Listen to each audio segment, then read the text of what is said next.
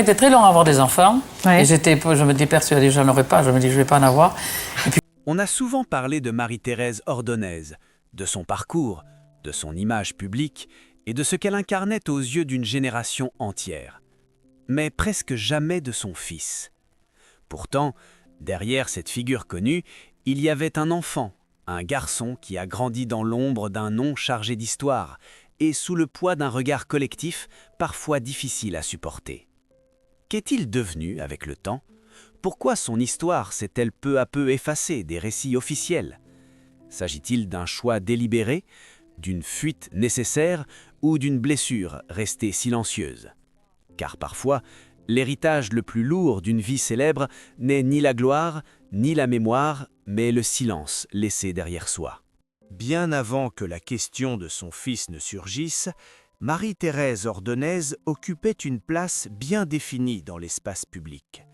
Elle appartenait à cette génération de femmes dont la trajectoire se construisait sous le regard constant des autres, dans un monde où l'image, la réputation et la retenue comptaient parfois plus que les émotions intimes.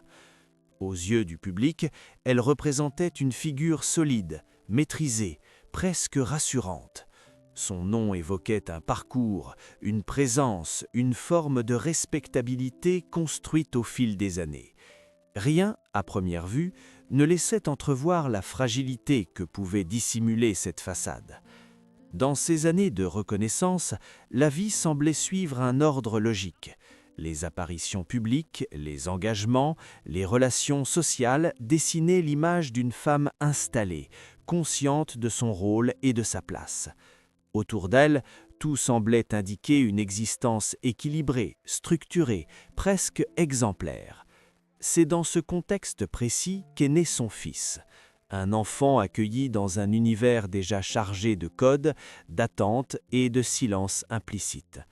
Dès ses premières années, il grandit dans un environnement où chaque geste, chaque mot, chaque absence pouvait être interprété. À l'extérieur, rien ne manquait. Le cadre matériel était stable, l'éducation soignée, les repères sociaux bien établis.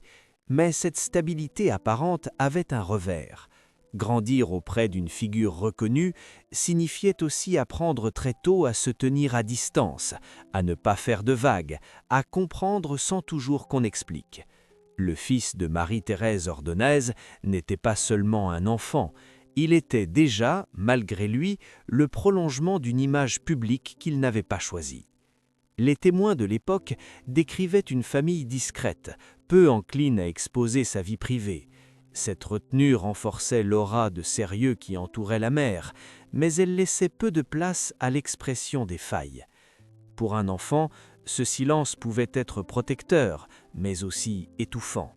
Dans l'ombre des obligations et des apparences, les émotions trouvaient rarement un espace pour s'exprimer librement. Les années passèrent ainsi, rythmées par les engagements de la mère et par une normalité soigneusement entretenue. Le fils avançait, scolarité après scolarité, dans un monde où l'on attendait de lui qu'il s'adapte, qu'il comprenne, qu'il suive une trajectoire raisonnable.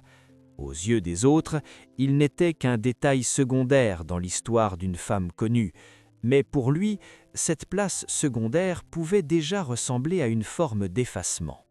Ce contraste entre la lumière entourant Marie-Thérèse Ordonez et la discrétion absolue de son fils posait les bases d'un déséquilibre silencieux. Plus la figure maternelle semblait forte et maîtrisée, plus l'espace laissé à l'enfant semblait réduit. Rien de spectaculaire, rien de scandaleux, seulement une accumulation de non-dits, de regards retenus et d'attentes implicites.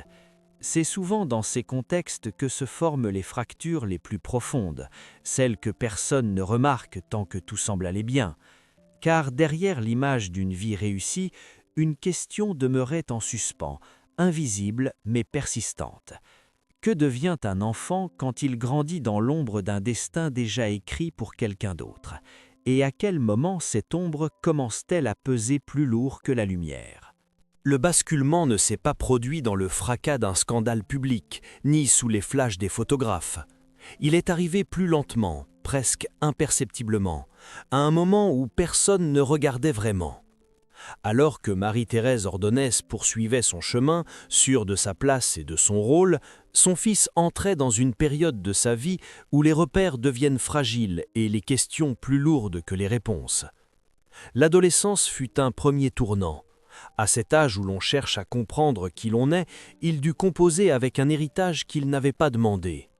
Porter un nom connu signifiait attirer des attentes silencieuses, des comparaisons implicites, parfois même des jugements anticipés. Dans les établissements qu'il fréquentait, certains savaient qui était sa mère, d'autres l'ignoraient, mais lui, il ne pouvait jamais vraiment l'oublier. Cette présence invisible l'accompagnait partout, comme une ombre fidèle et pesante. C'est à cette période que les premiers signes de rupture apparurent. Rien de spectaculaire, encore une fois, pas de fuite soudaine, pas de geste irréversible. Seulement un retrait progressif. Moins de mots, moins de projets exprimés à voix haute, une distance qui s'installait lentement entre lui et le monde qui l'entourait. Ceux qui l'observaient de loin parlaient d'un jeune homme réservé. Ceux qui le connaissaient un peu mieux percevaient une fatigue intérieure, difficile à nommer. Puis vint l'événement que certains qualifieront plus tard de décisif. Un épisode précis, situé dans le temps, qui marqua une fracture nette. Les récits divergent sur sa nature exacte, car il n'a jamais été pleinement exposé. Ce que l'on sait en revanche, c'est qu'à partir de ce moment-là, sa trajectoire changea radicalement. Un choix fut fait, peut-être une décision imposée, peut-être une réaction instinctive à une pression devenue trop forte. Toujours est-il que le fils de Marie-Thérèse Ordonez commença à se retirer de ce que l'on attendait de lui. Ce retrait prit plusieurs formes. D'abord, une absence de plus en plus visible lors des moments publics. Là où l'on aurait pu s'attendre à le voir apparaître, il n'était pas là. Les questions commencèrent à circuler discrètement. Certains évoquaient un désir de vie ordinaire, d'autres parlaient de tensions familiales. Rien ne fut confirmé. Le silence, encore une fois, s'imposa comme la seule réponse officielle.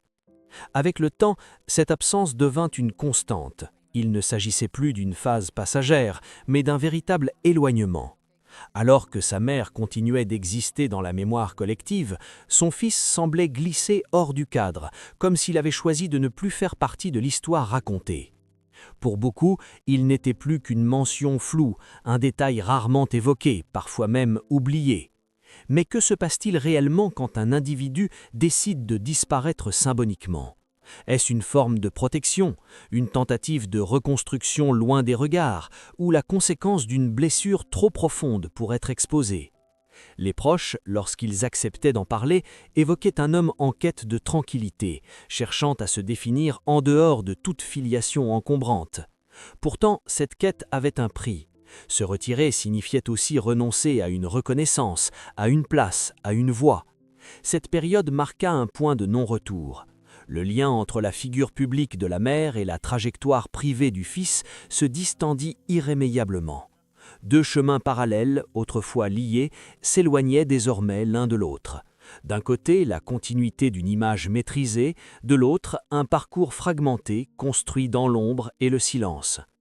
La question demeurait entière. Est-ce la célébrité indirecte qui avait provoqué cette rupture, ou bien un enchaînement de choix et de circonstances que personne n'avait su ou voulu voir à temps ? Ce qui est certain, c'est qu'à partir de ce moment-là, le destin du fils de Marie-Thérèse Ordonez ne suivit plus aucune trajectoire prévisible. Il entra dans une zone grise, faite de non-dits et d'interrogations, préparant le terrain aux révélations plus profondes qui allaient émerger plus tard. Avec le recul, ceux qui ont tenté de comprendre parlent moins d'un événement isolé que d'un lent empilement de pressions invisibles. La vérité, souvent, n'apparaît jamais sous une forme nette. Elle se révèle par fragments, à travers des silences prolongés, des choix répétés, des renoncements discrets. Le fils de Marie-Thérèse Ordonez n'a jamais formulé publiquement une version définitive de son histoire, et c'est précisément dans cette absence de récit que se dessine une part essentielle de sa réalité. Grandir avec un parent connu ne signifie pas seulement bénéficier d'un nom, cela implique aussi d'apprendre très tôt à se taire, à composer, à protéger une image qui ne vous appartient pas entièrement. Pour lui, l'enjeu n'était pas d'échouer ou de réussir, mais de ne pas troubler un équilibre déjà fragile. Peu à peu, il aurait compris que chaque parole pouvait être interprétée, déformée, rattachée à autre chose que lui-même. Alors, il choisit la retenue, non comme une faiblesse, mais comme une stratégie de survie. Les proches évoquent un homme sensible, réfléchi, conscient du poids symbolique qui pesait sur ses épaules. Il ne rejetait pas sa mère, ni ce qu'elle représentait, mais il refusait d'être défini uniquement par cette filiation. Dans l'intimité, cette tension prenait parfois la forme d'un malaise difficile à nommer. Comment exister pleinement quand votre identité semble déjà écrite par le regard des autres ? Comment construire une trajectoire personnelle quand chaque pas est comparé, évalué, parfois même anticipé ? Ces questions, il les porta longtemps seul. Contrairement à d'autres enfants de figures publiques, il ne chercha ni la confrontation ni la reconnaissance médiatique. Il opta pour une voie plus discrète, presque invisible. Certains y virent une fuite, d'autres un acte de courage silencieux. La relation mère-fils, quant à elle, resta entourée d'un profond respect mutuel, mais aussi d'une distance émotionnelle que peu osaient commenter. Marie-Thérèse Ordonez appartenait à une génération où l'on exprimait peu ses failles, où l'on avançait malgré tout. Cette retenue, qu'elle maîtrisait dans l'espace public, se retrouvait aussi dans la sphère privée. Il n'y eut pas de rupture franche, pas de conflit ouvert, seulement une incapacité partagée à mettre des mots sur ce qui faisait mal. Ainsi, chacun poursuivit sa route, côte à côte, mais séparés par un mur de non-dits. Avec les années, le fils construisit une existence à l'écart, loin des projecteurs et des récits officiels. Il travailla, se lia, se détacha, sans jamais chercher à réactiver un héritage devenu trop lourd à porter. Ce choix, souvent incompris, révèle une autre forme de vérité. Tous les héritages ne sont pas faits pour être brandis. Certains doivent être déposés pour permettre à celui qui les reçoit de respirer. Son silence, loin d'être un vide, devint un espace de reconstruction, un espace où il pouvait enfin être un individu avant d'être un nom associé à un autre. Et pourtant, ce silence pose une question essentielle. Dans les histoires de familles célèbres, qui décide de ce qui mérite d'être raconté ? Ceux qui parlent ou ceux qui se taisent ? En refusant de livrer sa version, le fils de Marie-Thérèse Ordonez a peut-être transmis un message plus puissant que n'importe quelle confession. Parfois, la vérité la plus profonde n'est pas celle qui éclate au grand jour, mais celle qui se protège dans l'ombre, à l'abri des regards. À la fin, il ne reste ni scandale, ni révélation fracassante, ni vérité spectaculaire à brandir. Il ne reste qu'une trajectoire humaine, discrète, presque effacée, et une question qui continue de résonner longtemps après que les images se sont tues. Que signifie réellement être l'enfant d'une figure connue ? Est-ce un privilège transmis ou une charge silencieuse que l'on apprend à porter sans jamais l'avoir choisie ? Le fils de Marie-Thérèse Ordonez n'a pas cherché à corriger le récit, ni à reprendre la parole pour se justifier. Il a laissé le temps faire son œuvre, acceptant que son histoire demeure incomplète aux yeux du public. Dans une époque avide de confidences, de récits intimes et de vérités exposées, ce refus de parler prend une valeur particulière. Il rappelle que tout ne doit pas être montré pour exister, que certaines vies se construisent dans la discrétion, loin des regards, sans pour autant être vides de sens. Peut-être est-ce là la véritable leçon de cette histoire. L'héritage d'une célébrité ne se mesure pas uniquement en reconnaissance ou en mémoire collective. Il se mesure aussi à ce qu'il impose à ceux qui viennent après, aux attentes qu'ils n'ont pas formulées, au silence qu'ils doivent apprendre à habiter. Pour certains, cet héritage devient un moteur. Pour d'autres, il se transforme en poids, en frontière invisible entre ce que l'on est et ce que l'on attend de vous.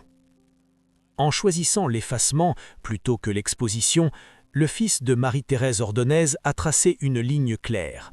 Il a refusé de devenir un personnage secondaire dans une histoire qui n'était pas la sienne. Ce choix, souvent interprété comme une absence ou un échec, peut aussi être vu comme une forme de liberté conquise, celle de vivre sans se raconter, celle de ne pas devoir justifier son silence, celle de rester maître de ce qui lui appartient encore. Et si, au fond, la question n'était pas de savoir ce qui lui est arrivé, mais ce qu'il a choisi de préserver. Dans un monde où la notoriété dévore tout, y compris les liens les plus intimes, garder une part d'ombre peut devenir un acte de résistance, une manière de rappeler que derrière chaque nom célèbre, il y a des vies qui n'aspirent qu'à une chose simple et universelle, être regardées comme des vies et non comme des héritages.